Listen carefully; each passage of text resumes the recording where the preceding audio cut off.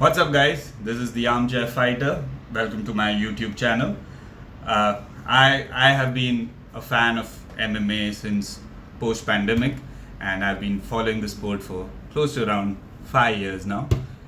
And I have to say, it's a fascinating sport. I'm a person who likes to watch sports in general, but MMA has really caught my attention in these 5 years, and I've just been so amazed by the sport due to the action-packed nature, due to the fight IQ that goes into everything. And I just wanted to form a community, to form a page where I can share my opinions, where I can, just talk about MMA in general, and possibly meet like-minded people. There are far and few fans in India right now for MMA, and I thought maybe I'll start this YouTube channel and meet people interested in MMA, share my opinion, share my thoughts on the sport, and let's see how it goes. So to start off my YouTube channel, I am going to begin with reviewing UFC 313, the main event just coming up. It is going to be exciting. It is going to be epic, is what I think, because of the fights lined up. And I'll be mostly predicting the main card of the UFC 313, mainly because early prelims has a lot of fighters who even I haven't heard about. I'm still a new fan, and I think the main card is where I've heard about a lot of fighters, and I think I can give a fair bit of opinion on, or a fair bit of prediction on who is going to win and who's going to lose. So let's get into it. The first fight that I'm going to be predicting is Bobby Green versus Mauricio Ruffy. Now, Bobby Green has been there since a long time in this sport, and he has had quite a few losses in the sport. The recent one coming to Paddy Pimblett by a triangle choke. Right? So he has had trouble with grapplers, he has had trouble with hard hitters as well. His chin has been cracked a lot of times, and I think Mauricio Ruffy is the kind of fighter that Bobby Green shouldn't have been facing right now, but is facing. And I think Mauricio Ruffy is a really dynamic striker. He also has a good background in Brazilian Jiu-Jitsu, so he can take him to the ground, submit him as well, where King Green has had problems. And he's a really hard hitter. I've said that before, but he's a dynamic striker in that sense, and I think he will get through to Bobby Green, and he will probably knock him out rather than take him on the ground and submit him. And it will probably happen during the opening round or the second round, because Ruffy likes to start off on the front foot, aggressive, and I don't think Green will be able to handle it. But it'll be interesting. Green has a lot of experience, a lot of striking arsenal. Maybe he can keep him at range and probably see him off in a round. Maybe Ruffy gets tired in the later rounds, and that is where the experience of Green comes in. But seems unlikely to me, and I think Ruffy gets it done via TKO KO in probably the first round. Maybe the second round, but probably the first round. Now the next fight is Amanda Lemos versus Iasmin Lucindo. Both of them Brazilians, both of them have a similar reach, both of them have a similar height as well. But I think the knockout ratio that Amanda Lemos has, 57% to Iasmin Lucindo's 47%, is going to be the difference. Also, Lemos's experience in the UFC is going to be different. Now Iasmin is young and has that dynamic energy again, but I think Lemos gets it done because of her experience, because of her all-round game. Lucindo also has an all-round game, but I think Lemos has been there since a long time, and she's been there in the top 5 of the division. So I think Lemos, with her experience, with her raw knockout power, is going to be a tough thing to handle for Lucindo, a young fighter like Lucindo. But don't know, anything can happen. But my prediction is Amanda Lemos gets it done. I think somewhere around the second round, she gets it done by a TKO. The next one, Jalin Turner versus Ignacio Bahamondes. Firstly, I have to say these two are really, really, really big for the lightweight division. Both of them are 6'3" for a lightweight division. You usually see these kind of fighters in the middleweight division, but both of them really tall, really, really lanky for the division, hard hitters. Again, I think in that department, I would say Bahamondes is more, in and out, dynamic, aggressive, fast in his approach while striking than probably Jalin Turner. Jalin Turner's problem is that did I say Jalin Turner? Maybe Jalin Turner, Jalin Turner. I don't know. But Turner's problem basically is that, he does get tired quickly. He has some hard hands, and, the knockout against Bobby Green was really, really vicious, and it was a late stoppage that Bobby Green took a lot of damage. But I think against the fight against Moicano, you could see that Jalin Turner sort of gives up really quickly, and he doesn't have that real raw fighting spirit. If things don't go his way, I don't know if he can overcome adversity, and I think Bahamondes is going to give him a lot of problem with his style. Both are really, really hard hitters, so I hope it's an exciting fight, but I think Bahamondes has more tools to down Turner.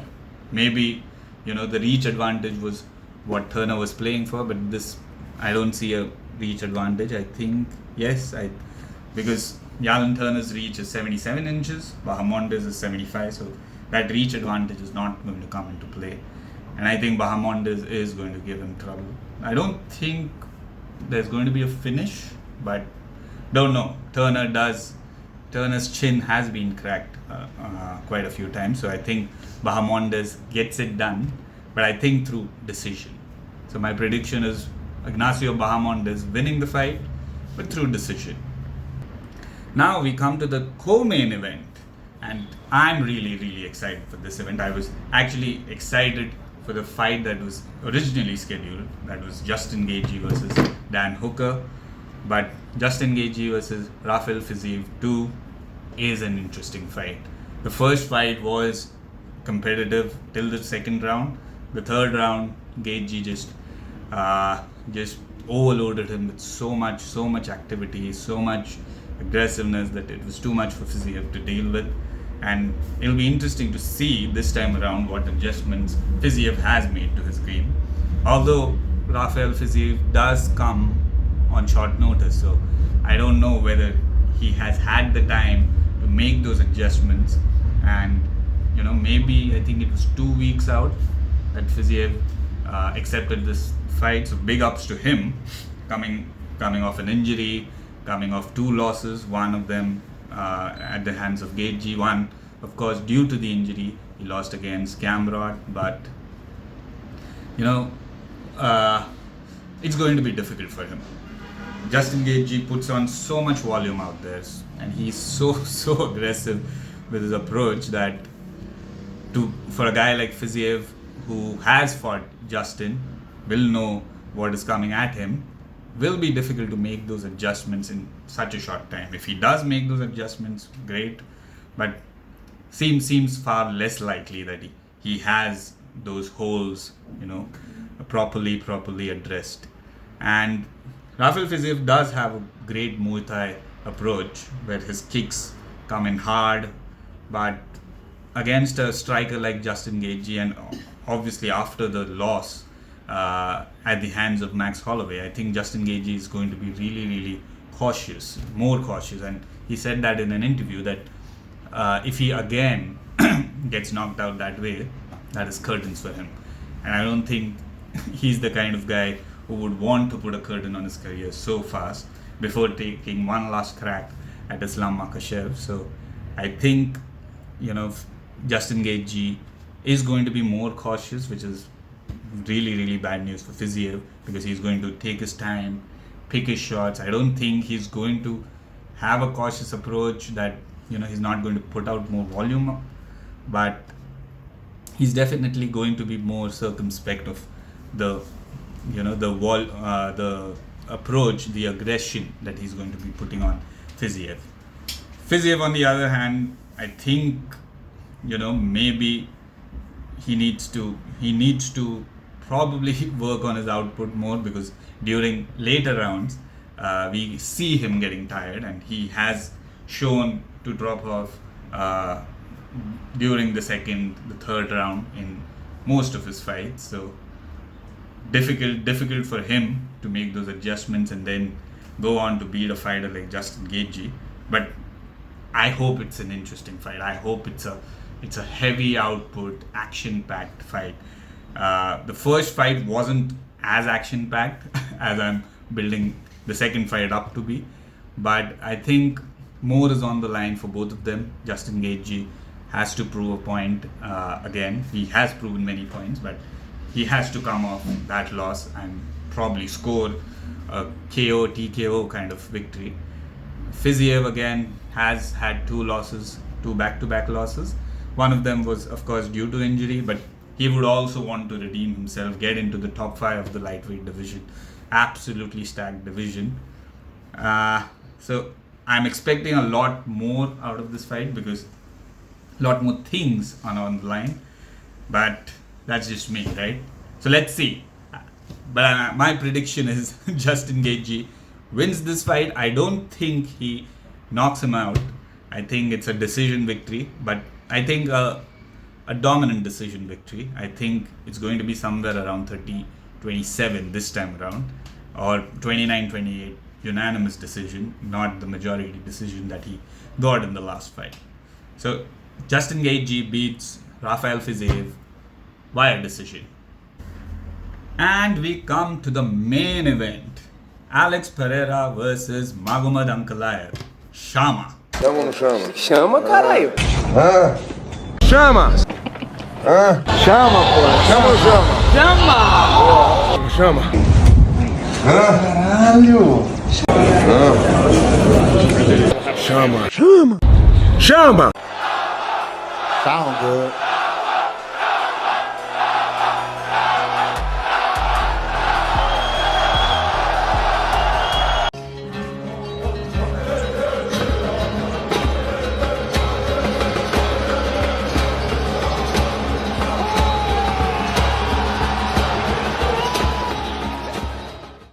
I am a huge Alex Pereira fan, and primarily the reason for making this video and starting my channel off with this event was Alex Pereira.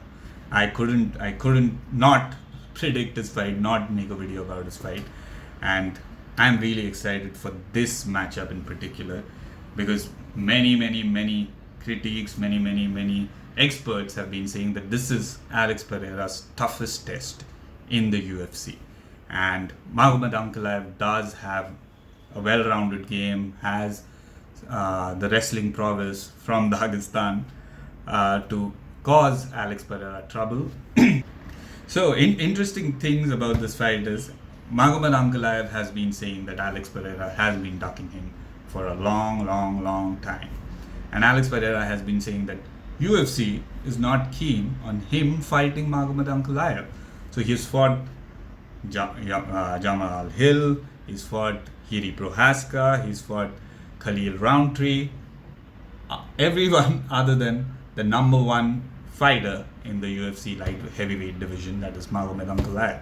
And Ankalaev has been upset due to this, and there is bad blood between these two fighters. Generally, we don't see that with Alex Pereira. Alex Pereira having bad blood with other fighters. It happened against Jamal Hill, but that's just because Hill is a dick and he was acting like a dick.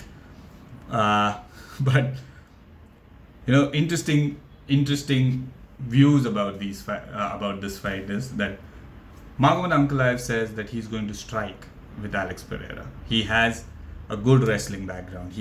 He's probably not a wrestler like Islam Makhachev or like Daniel Cormier was or Khabib was, but he does have a good wrestling background, and he might be the best wrestler in the light heavyweight division right now. But he wants to strike with Pereira.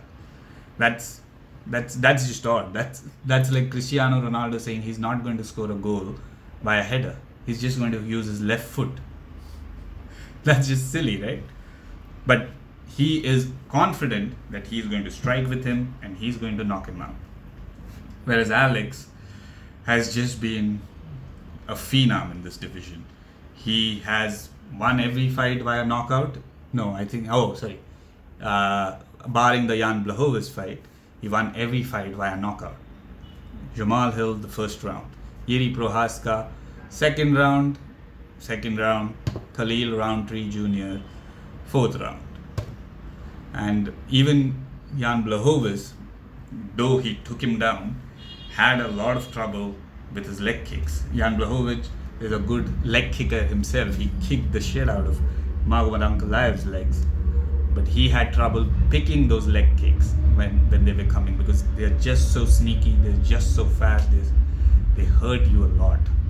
So the things that I'm saying, it's pretty obvious. Alex Pereira is the stand-up king.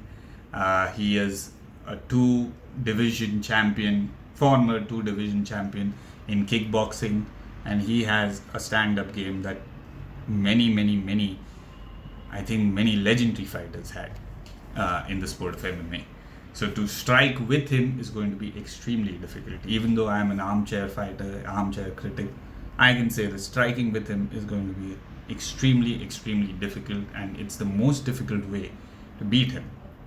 And I think Magomed Ankalaev is sort of playing mind games, but because of the things that he said in the press, because of the things that he said on Twitter, I do believe that he wants to knock him out.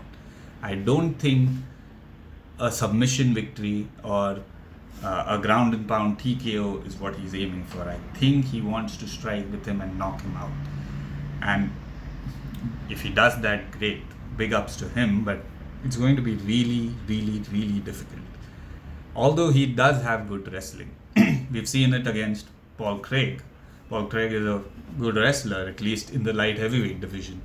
And we saw him dominating Paul Craig before getting submitted, but he did dominate him for the 3 rounds that the fight took place in. Even against Jan Blachowicz, he took him down in the last 2 rounds and kept him there. I don't think Jan Blachowicz got back up to his feet. Definitely not in the 5th round. So he has the best, I think the best wrestling prowess in the division. I think he also knocked out Anthony Smith. So he has knocked out as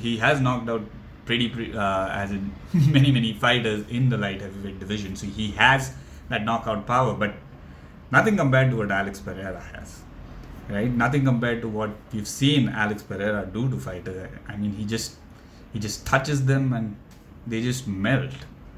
And many, I think Mark Goddard told this to Dana White, that when he strikes, when he hits people, it's just ungodly. The sound that makes it, it's just ungodly. And I don't know, I think Magomed has a great chin, but I don't know. Many great chins have been cracked by Alex Pereira. Israel Adesanya, Jamal Hill is one great chin that people said he had, but was cracked in the very first round by the very first hook that was landed on his chin. So it's different having a great chin, and it's different taking a left hook from Alex Pereira. And my prediction now, this is a real toss-up, because Ankalaev has a great ground game, and though he's saying that he will strike with Pereira, he'll be foolish to do that. He probably, after the second or the third leg kick, will take him down. And I think he might take him down, and he might keep him also there. I don't know how much of Alex Pereira's wrestling has improved working with Glover Teixeira, but I don't think he's just going to strike with Pereira. I think he's going to take him down. Of course, there's a bias in my prediction, but I think Alex gets it done, because I don't think Magomed is just going to go there and spam takedowns. I think he's going to first stand with Alex Pereira and trade shots. He is going to rely on his boxing. He is going to rely on his leg kicks, but it'll be a foolish decision to do that from the get-go. And I think he's going to do that, then probably switch to wrestling. And I think by that time it will be too late, because the damage would be done. And I think even if he takes him down, I don't see him, TKOing Alex Pereira on the ground. The thing about Alex is if he thinks that he's losing a fight, he just puts out more volume. He just becomes this matrix fighter that we saw against Khalil Roundtree Jr. He was just incredible in that fourth round. He was just ducking. He was slipping a lot of shots. He was going back and forth, and he was slipping in his jab, his right hand, his left hook. Even though his left hook couldn't find the mark many a times, it was his jab that was doing most of the damage. And I think that is what Magomed Ankalaev is going to face if he's going to stand up with Pereira. Not just his power, but his fight IQ. And therefore, I think because of Magomed Ankalaev's approach and his whole, build-up, or his whole, I would say, social media game, thinking, etc., to this fight, I think Pereira is going to get it done. And even if Magomed Ankalaev takes him down, I don't see him finishing there. And if he doesn't finish Alex is just going to keep coming back harder and harder and harder every time. I don't think he's going to stop coming forward because of the takedown threat. He did not do that against Jan Blachowicz. He did not do that against Jiri Prohaska, though he was taken down in the first round in their first fight. I don't think he's going to do that against Ankalaev. And if he's going to come at him, I don't see Ankalaev, outstriking him or even out-grappling him. So if Ankalaev wins, it's probably going to be by a decision. But I think it's going to end somewhere around the second round or the third round, because I can see Alex finding that left hook against Ankalaev, which he could not easily find against Khalil Roundtree. So my prediction for the final fight is Alex Pereira knocks out Magomed Ankalaev in the second round. Chama.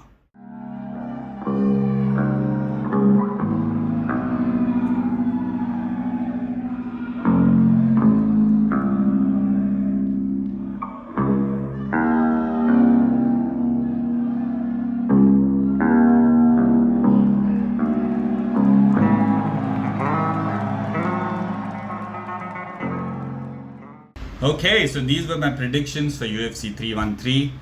I would like to know your predictions, your thoughts on the main event as well. So please put in your predictions in the comment section below. If you like the video, you know what to do. If you don't like the video, you know what to do. So please do hit the like button. Do subscribe to my channel. Until then, the Armchair Fighter rests.